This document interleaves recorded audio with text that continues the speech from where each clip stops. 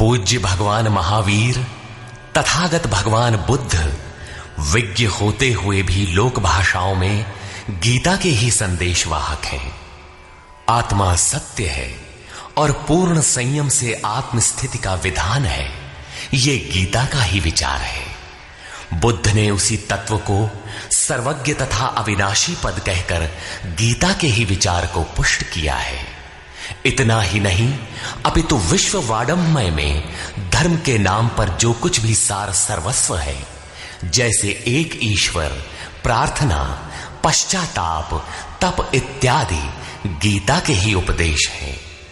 वही उपदेश स्वामी श्री अड़गड़ानंद जी के मुखाब से निःसृत यथार्थ गीता कैसेट रूप में मानव मात्र की मुक्ति का दिव्य संदेश बनकर उपस्थित है।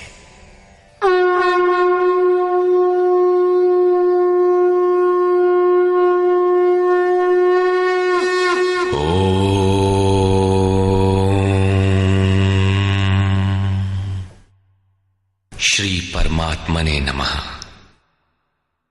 यथार्थ गीता, श्रीमद्भगवत गीता, अथ पंचमो अध्यायः। अध्याय 3 में अर्जुन ने प्रश्न रखा था कि भगवान, जब ज्ञान योग आपको श्रेष्ठ मान्य है तो आप मुझे भयंकर कर्मों में क्यों लगाते हैं? अर्जुन को निष्काम कर्म योग की अपेक्षा ज्ञान योग कुछ सरल प्रतीत हुआ लगता है, क्योंकि ज्ञान योग में हारने पर देवत्व और विजय में महामहिम स्थिति, दोनों ही दशाओं में लाभ ही लाभ प्रतीत हुआ। किंतु अब तक अर्जुन ने भली प्रकार समझ लिया था कि दोनों ही मार्गों में कर्म तो करना ही पड़ेगा। योगेश्वर उसे संशय रहित होकर तत्वदर्शी महापुरुष की शरण लेने के लिए भी प्रेरित करते हैं, क्योंकि समझने के लिए वही एक स्थान है। अतः दोनों मार्गों में से एक चुनने से पूर्व उसने निवेदन किया। अर्जुन उवाच।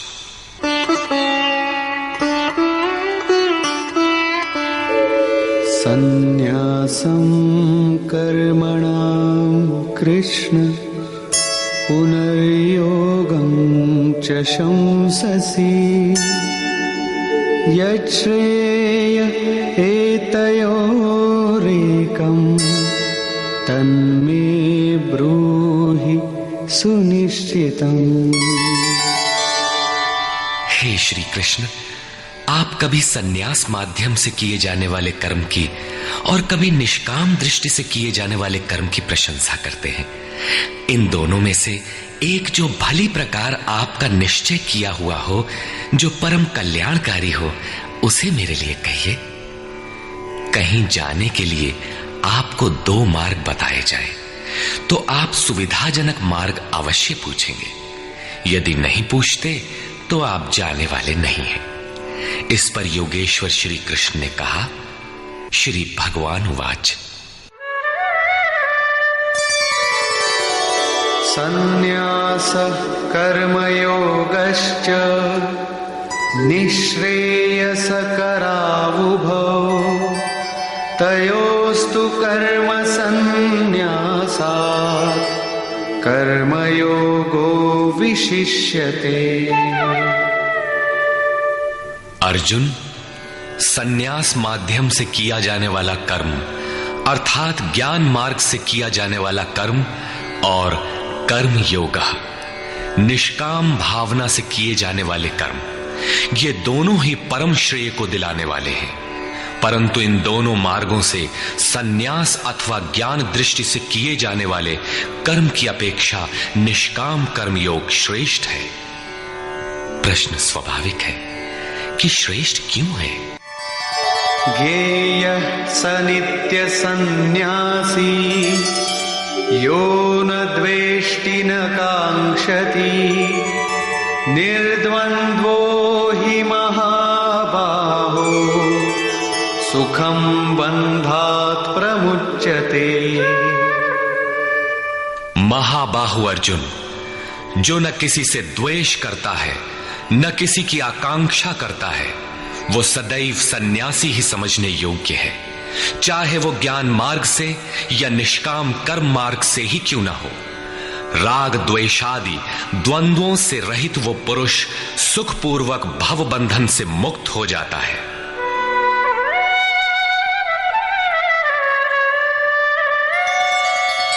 सांख्ययोगौ पृथग् बालाः प्रवदन्ति न पंडिताः एकमप्यास्थितः सम्यक् उभयोर्विन्दते फलम्। निष्काम कर्मयोग तथा ज्ञान योग, इन दोनों को वही अलग अलग बताते हैं जिनकी समझ इस पथ में अभी बहुत हल्की है, न कि पूर्ण ज्ञाता पंडित लोग। क्योंकि दोनों में से एक में भी अच्छी प्रकार स्थित हुआ पुरुष दोनों के फल रूप परमात्मा को प्राप्त होता है। दोनों का फल एक है, इसलिए दोनों एक ही समान हैं।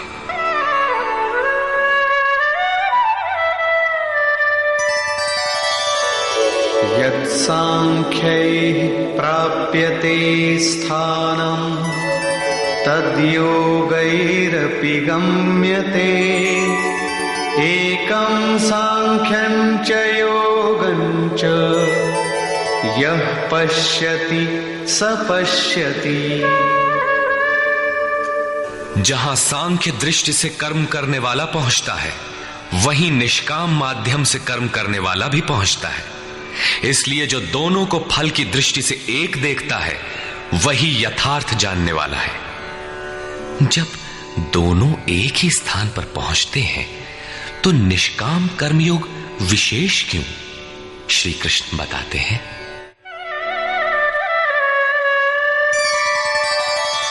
संन्यासस्तु महाबाहो दुःखमाप्तुमयो गतः योगयुक्तो मुनिर्ब्रह्म न चिरेणाधिगच्छति। अर्जुन, निष्काम कर्मयोग का आचरण किए बिना संन्यासः का प्राप्त होना दुखप्रद है। जब योग का आचरण प्रारंभ ही नहीं किया तो असंभव सा है।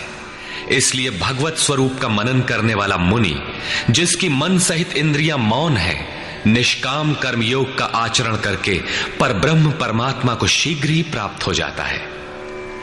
स्पष्ट है कि ज्ञान योग में निष्काम कर्मयोग का ही आचरण करना पड़ेगा, क्योंकि क्रिया दोनों में एक ही है। वही यज्ञ की क्रिया है, जिसका शुद्ध अर्थ है आराधना। दोनों मार्गों में अंतर केवल कर्ता के दृष्टिकोण का है। एक अपनी शक्ति को समझकर हानि लाभ देखते हुए इसी कर्म में प्रवृत्त होता है, और दूसरा निष्काम कर्मयोगी इष्ट पर निर्भर होकर इसी क्रिया में प्रवृत्त होता है। उदाहरणार्थ, एक प्राइवेट पढ़ता है, दूसरा नॉमिनेट। दोनों का पाठ्यक्रम एक ही है, परीक्षा एक है, परीक्षक निरीक्षक दोनों में एक ही है। ठीक इसी प्रकार दोनों के सद्गुरु तत्वदर्शी हैं और एक ही है, केवल दोनों के पढ़ने का दृष्टिकोण भिन्न है। पीछे जैसे श्री कृष्ण ने कहा कि काम और क्रोध दुर्जय शत्रु हैं, अर्जुन इन्हें तू मार। अर्जुन को लगा कि ये तो बड़ा कठिन है, किंतु श्री कृष्ण ने कहा, नहीं, शरीर से परे इंद्रियां हैं, इंद्रियों से परे मन है, मन से परे बुद्धि है, बुद्धि से परे तुम्हारा स्वरूप है, तुम वहां से प्रेरित हो।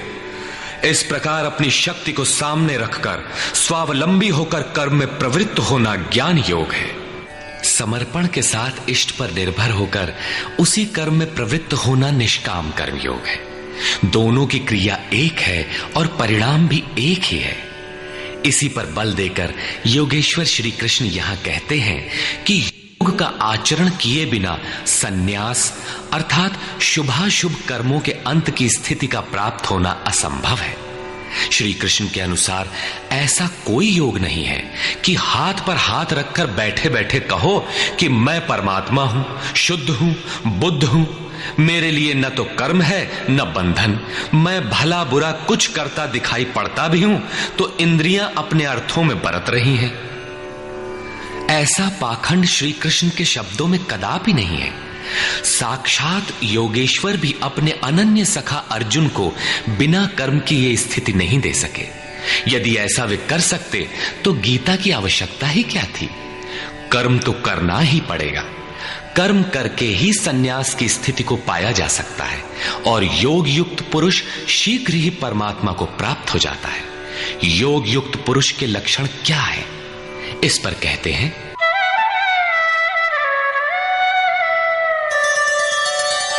योगयुक्तो विशुद्धात्मा विजितात्मा जितेन्द्रियः सर्वभूतात्मा भूतात्मा कुर्वन्नपि न लिप्यते।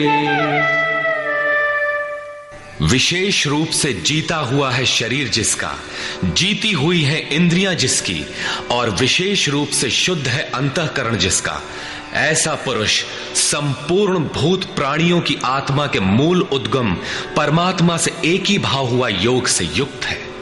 वो कर्म करता हुआ भी उससे लिप्त नहीं होता। तो करता क्यों है? पीछे वालों में परम कल्याणकारी बीज का संग्रह करने के लिए लिप्त क्यों नहीं होता? क्योंकि संपूर्ण प्राणियों का जो मूल उद्गम है, जिसका नाम परम तत्व परमात्मा है, उस तत्व में वो स्थित हो गया। आगे कोई वस्तु नहीं जिसकी शोध करे। पीछे वाली वस्तुएं छोटी पड़ गई तो भला आसक्ति किसमें करे?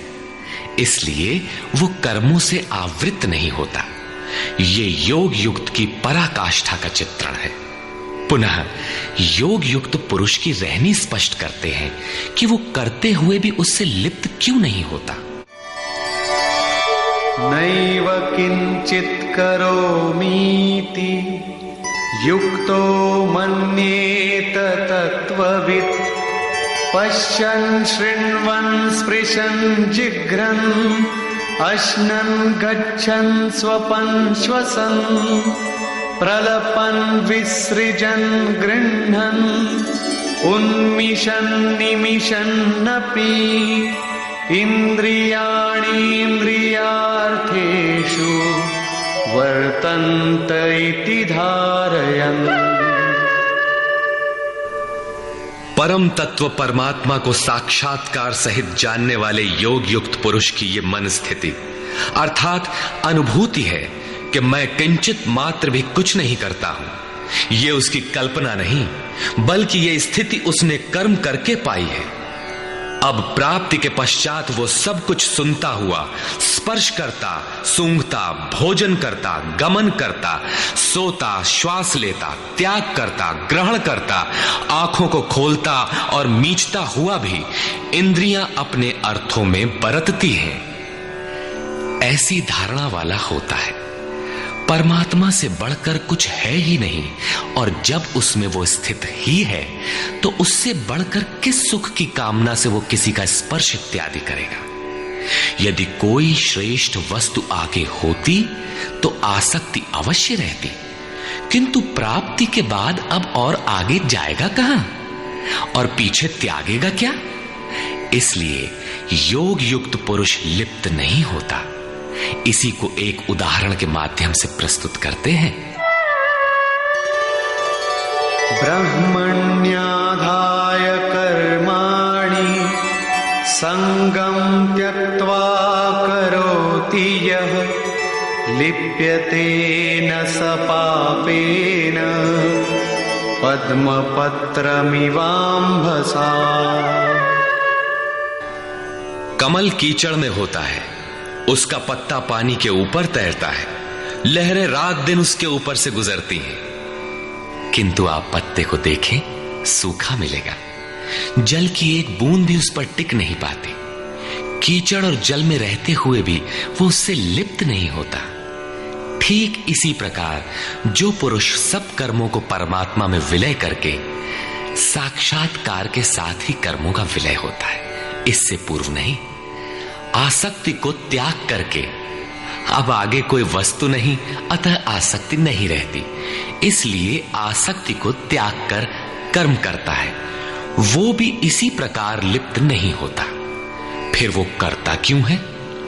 आप लोगों के लिए, समाज के कल्याण साधन के लिए, पीछे वालों के मार्गदर्शन के लिए इसी पर बल देते हैं। कायेन मनसा बुद्ध्या केवलैरिन्द्रियैरपि योगिनः कर्म कुर्वन्ति संगम त्यक्त्वात्मशुद्धये। योगी जन केवल इंद्रिय, मन, बुद्धि और शरीर द्वारा भी आसक्ति त्याग कर आत्मशुद्धि के लिए कर्म करते हैं। जब कर्म ब्रह्म में विलय हो चुके तो क्या अब भी आत्मा अशुद्ध ही है? नहीं, वे सर्वभूतात्म भूतात्मा हो चुके हैं। संपूर्ण प्राणियों में वे अपनी ही आत्मा का प्रसार पाते हैं। उन समस्त आत्माओं की शुद्धि के लिए, आप सबका मार्गदर्शन करने के लिए वे कर्म में बरतते हैं। शरीर, मन, बुद्धि तथा केवल इंद्रियों से वो कर्म करता है। स्वरूप से वो कुछ भी नहीं करता, स्थिर है। बाहर से वो सक्रिय दिखाई देता है, किंतु भीतर उसमें असीम शांति है। रस्सी जल चुकी, मात्र ऐंठन आकार शेष है, जिससे बंध नहीं सकता। युक्तः कर्म फलं त्यक्त्वा शान्तिमाप्नोति नैष्ठिकीम् अयुक्तः कामकारेण फले सक्तो निबध्यते।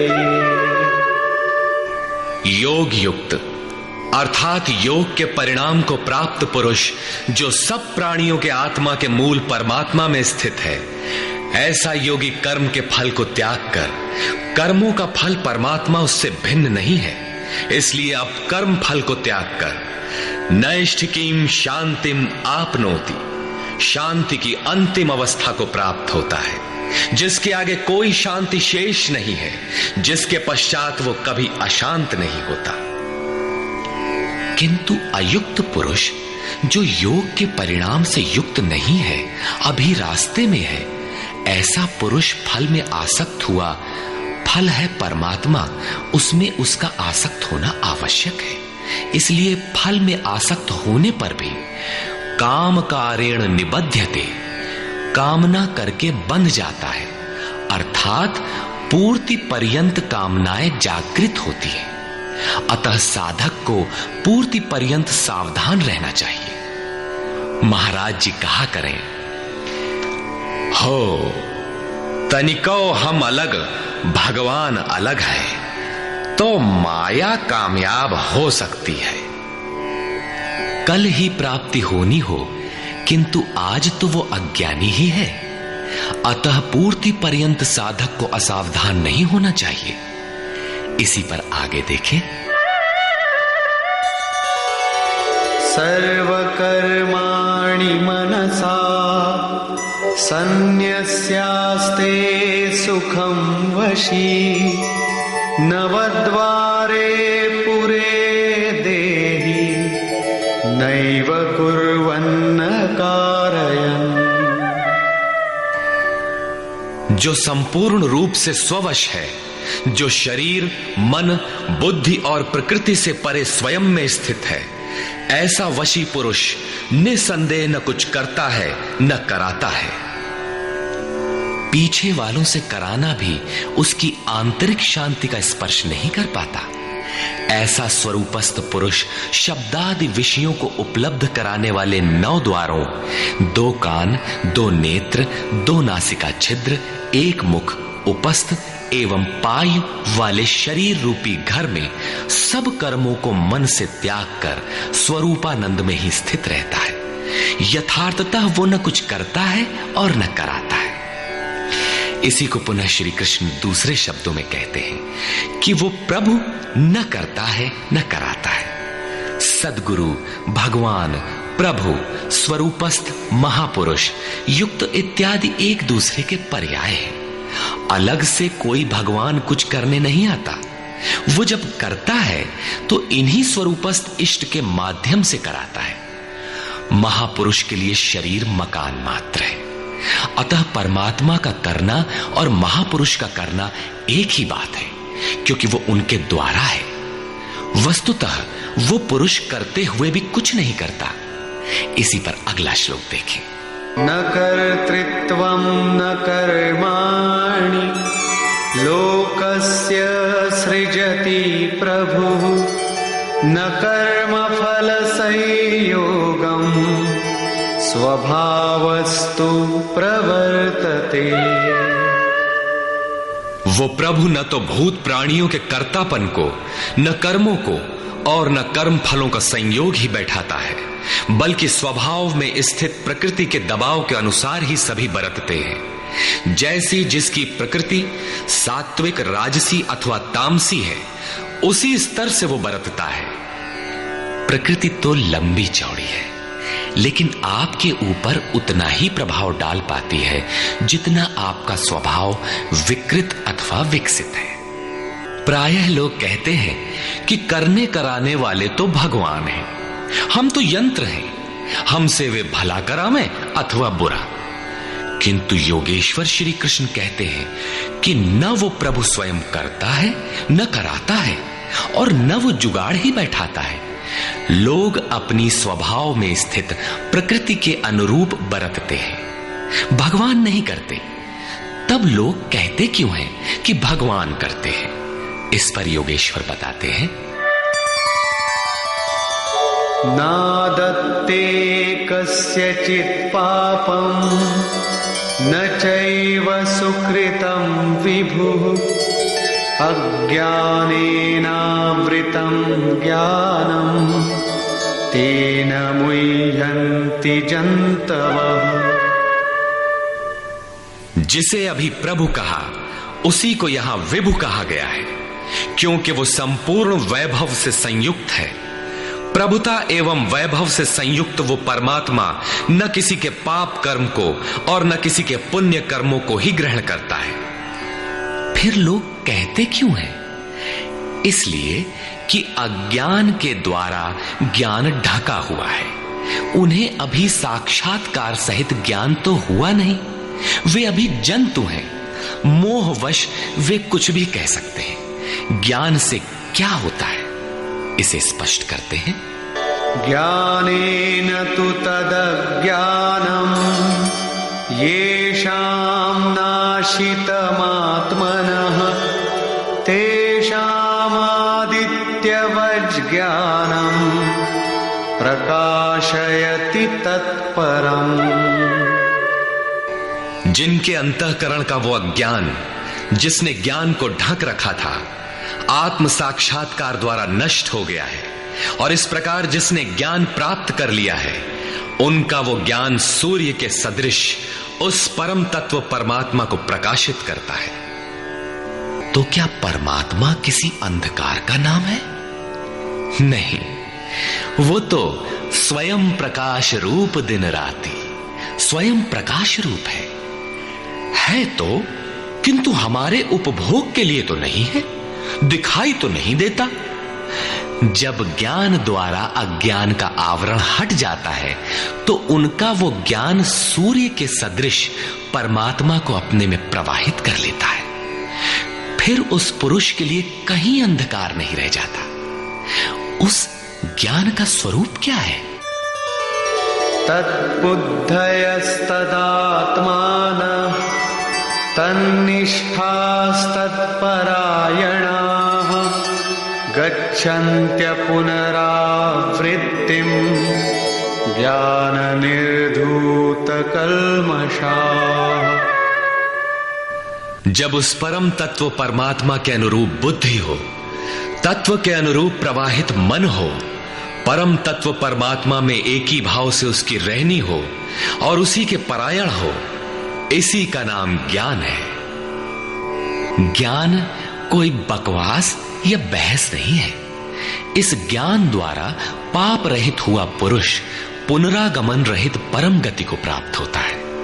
परम गति को प्राप्त पूर्ण जानकारी से युक्त पुरुष ही पंडित कहलाते हैं। आगे देखें।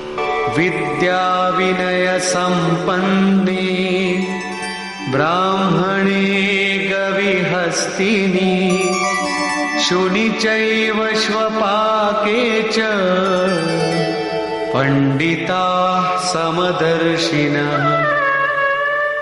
ज्ञान के द्वारा जिनका पाप शमन हो चुका है, जो अपनावर्ती परम गति को प्राप्त है, ऐसे ज्ञानी जन विनय युक्त ब्राह्मण तथा चांडाल में, गाय और कुत्ते में तथा हाथी में समान दृष्टि वाले होते हैं।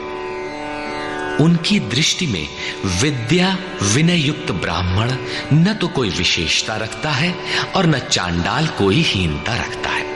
न गाय धर्म है और न कुत्ता अधर्म, और न हाथी विशालता ही रखता है। ऐसे पंडित ज्ञाता जन समदर्शी और समवर्ती होते हैं। उनकी दृष्टि चमड़ी पर नहीं रहती, बल्कि आत्मा पर पड़ती है।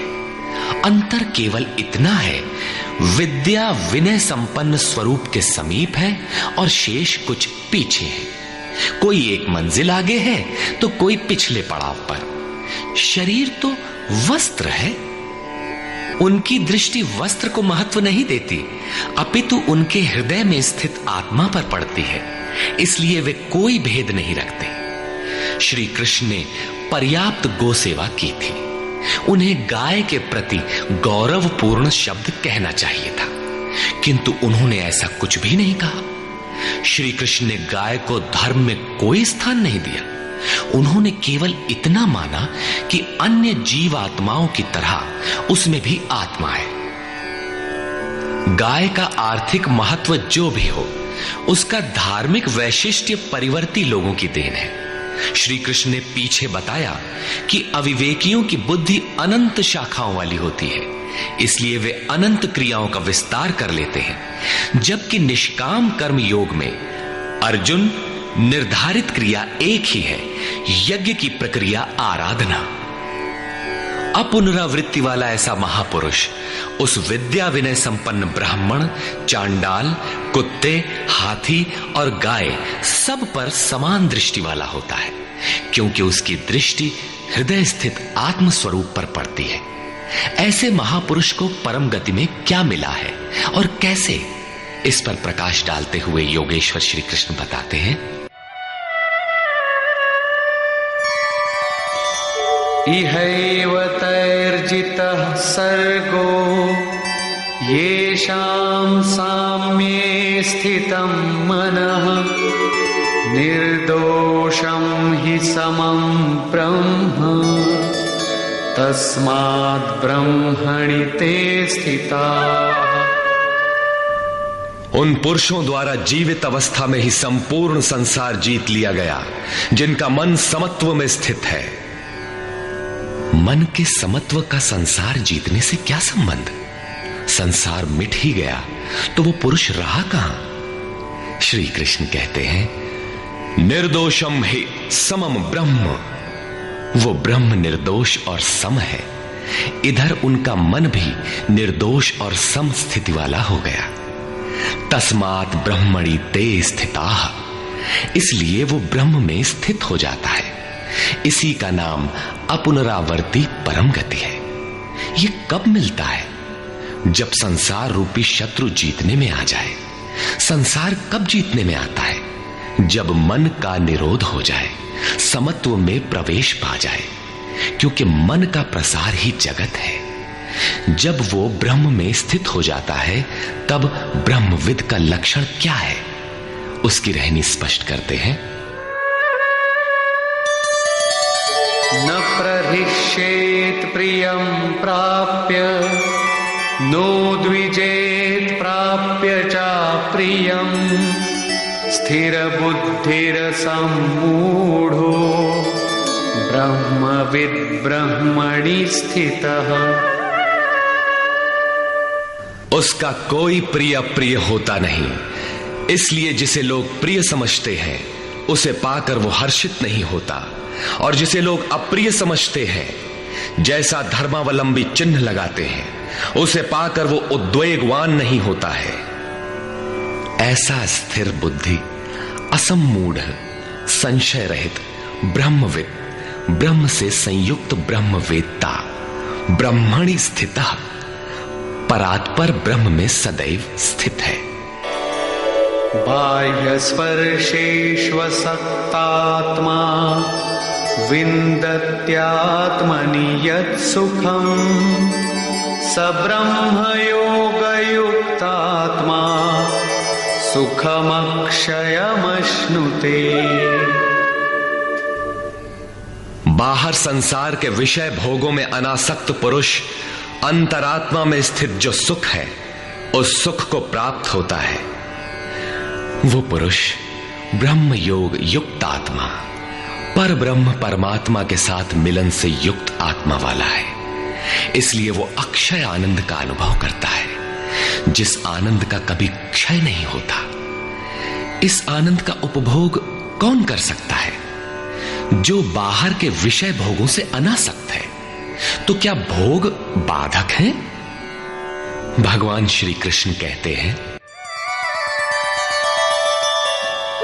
ये हि संस्पर्शजा भोगा दुःखयोनय एव ते आद्यन्तवन्तः कौन्तेय न तेषु रमते बुधः।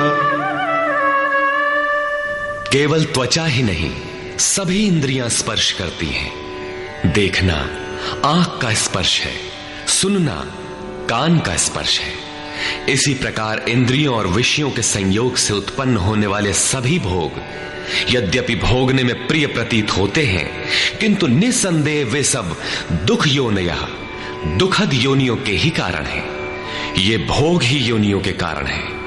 इतना ही नहीं, वे भोग पैदा होने और मिटने वाले हैं, नाशवान हैं। इसलिए कौन्तेय, विवेकी पुरुष उनमें नहीं फंसते। इंद्रियों के इन स्पर्शों में रहता क्या है? काम और क्रोध, राग और द्वेष। इस पर श्री कृष्ण कहते हैं, शक्नोति हैव यः सोढुम् प्राक्शरीरविमोक्षणात् कामक्रोधोद्भवं वेगं स युक्तः स सुखी नरः। इसलिए जो मनुष्य शरीर के नाश होने से पहले ही काम और क्रोध से उत्पन्न हुए वेग को सहन करने में, मिटा देने में सक्षम है, वही नर रमन करने वाला है। वही इस लोक में योग से युक्त है और वही सुखी है। जिसके पीछे दुख नहीं है, उस सुख में अर्थात परमात्मा में स्थिति वाला है।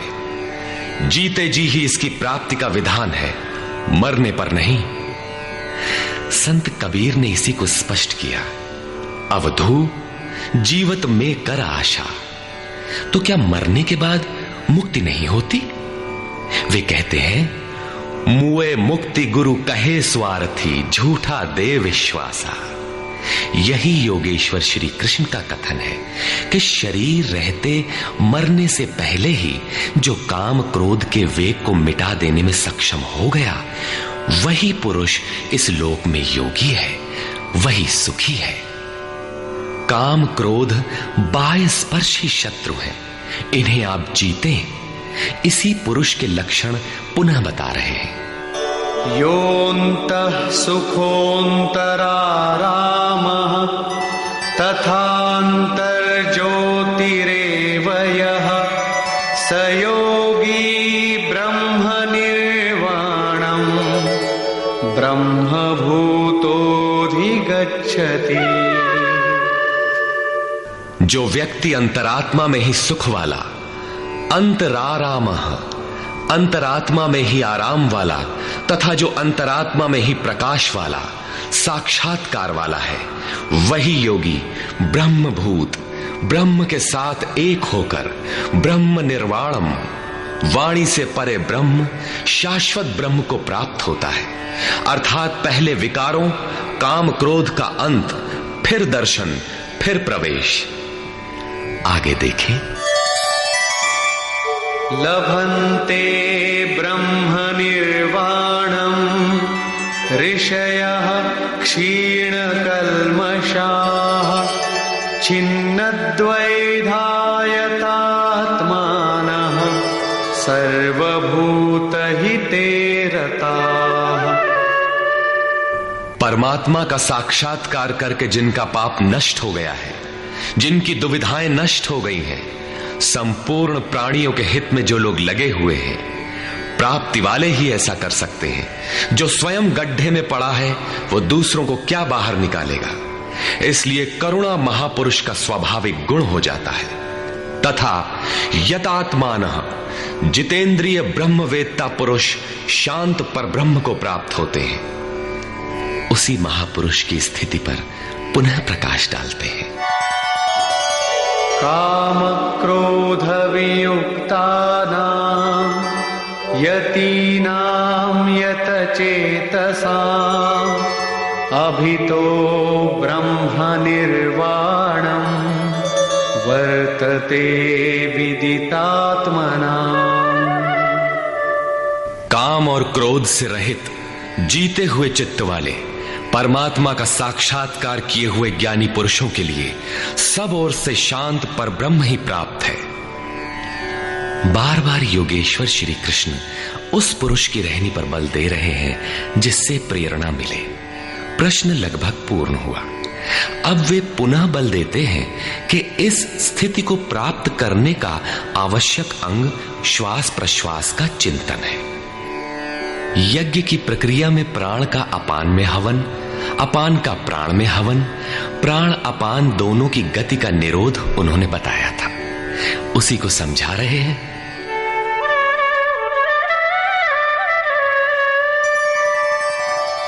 स्पर्शान् कृत्वा बहिर्बाह्यान् चक्षुश्चैवान्तरे भ्रुवोः प्राणापानौ समौ कृत्वा नासाभ्यन्तरचारिणौ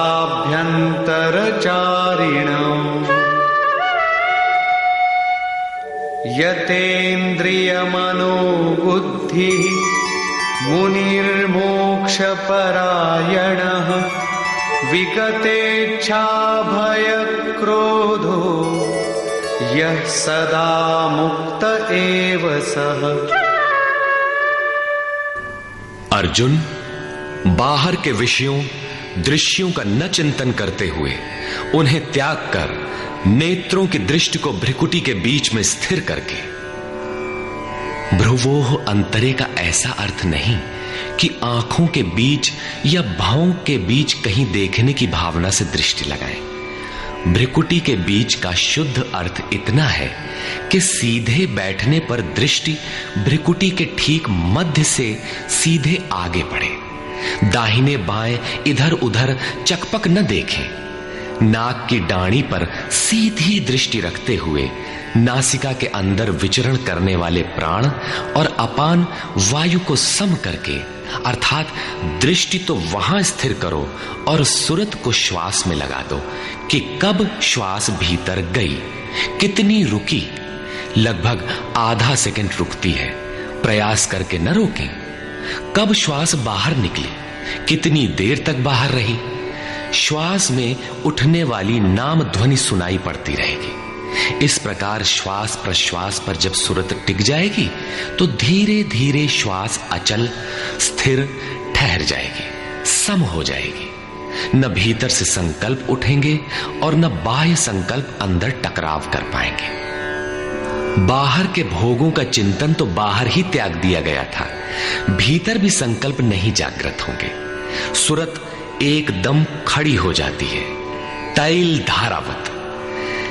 तेल की धारा पानी की तरह टप टप नहीं गिरती, जब तक गिरेगी धारा ही गिरेगी। इसी प्रकार प्राण और अपान की गति एकदम सम स्थिर करके इंद्रियों, मन और बुद्धि को जिसने जीत लिया है, इच्छा, भय और क्रोध से रहित, मननशीलता की चरम सीमा पर पहुंचा हुआ मोक्ष परायण मुनि सदा मुक्त ही है। मुक्त होकर वो कहां जाता है, क्या पाता है? इस पर कहते हैं, भोक्तारं यज्ञ तपसां सर्वलोकमहेश्वरं सुहृदं सर्वभूतानां ज्ञात्वा मां शान्तिमृच्छति। वो मुक्त पुरुष मुझे यज्ञ और तपों को भोगने वाला, संपूर्ण लोकों के ईश्वरों का भी ईश्वर, संपूर्ण प्राणियों का स्वार्थ रहित हितैषी, ऐसा साक्षात जानकर शांति को प्राप्त होता है। योगेश्वर श्री कृष्ण कहते हैं कि उस पुरुष के श्वास प्रश्वास के यज्ञ और तप का भोक्ता मैं हूं। यज्ञ और तप अंत में जिसमें विलय होते हैं वो मैं हूं, वो मुझे प्राप्त होता है। यज्ञ के अंत में जिसका नाम शांति है वो मेरा ही स्वरूप है।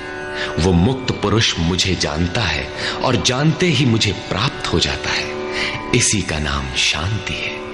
जैसे मैं ईश्वरों का भी ईश्वर हूं, वैसे ही वो भी है। निष्कर्ष, इस अध्याय के आरंभ में अर्जुन ने प्रश्न किया कि कभी तो आप निष्काम कर्म योग की प्रशंसा करते हैं और कभी आप संन्यास मार्ग से कर्म करने की प्रशंसा करते हैं। अतः दोनों में एक को जो आपका सुनिश्चित किया हो, परम कल्याणकारी हो, उसे कहिए। श्री कृष्ण ने बताया, अर्जुन, परम कल्याण तो दोनों में है। दोनों में वही निर्धारित यज्ञ की क्रिया ही की जाती है। फिर भी निष्काम कर्मयोग विशेष है। बिना इसे किए सन्यास अर्थात शुभाशुभ कर्मों का अंत नहीं होता। सन्यास मार्ग नहीं, मंजिल का नाम है। योग युक्त ही सन्यासी है। योग युक्त के लक्षण बताए कि वही प्रभु है। वह न करता है न कुछ कराता है, बल्कि स्वभाव में प्रकृति के दबाव के अनुरूप लोग व्यस्त हैं। जो साक्षात मुझे जान लेता है वही ज्ञाता है, वही पंडित है। यज्ञ के परिणाम में लोग मुझे जानते हैं। श्वास प्रश्वास का जप और यज्ञ तप जिसमें विलय होते हैं, मैं ही हूं। यज्ञ के परिणाम स्वरूप मेरे को जानकर वे जिस शांति को प्राप्त होते हैं वह भी मैं ही हूं। अर्थात श्री कृष्ण जैसा महापुरुष जैसा स्वरूप उस प्राप्ति वाले को भी मिलता है। वह भी ईश्वरों का ईश्वर, आत्मा का भी आत्म स्वरूपमय हो जाता है। उस परमात्मा के साथ एक ही भाव पा लेता है। अर्थात एक होने में जन्म चाहे जितने लगे। इस अध्याय में स्पष्ट किया कि यज्ञ तपों का भोक्ता, महापुरुषों के भी अंदर रहने वाली शक्ति महेश्वर है। अतः ओम तत्सदिति श्रीमद्भगवद्गीता सूपनिषत्सु ब्रह्म विद्यायाम योग शास्त्रे श्री कृष्णार्जुन संवादे यज्ञ भोक्ता महापुरुषस्त महेश्वरः नाम पंचमोऽध्यायः। इस प्रकार स्वामी अड़गड़ानंद कृत श्रीमद् भगवद गीता के भाष्य यथार्थ गीता का 5वां अध्याय पूर्ण होता है। हरि ओम तत्सत।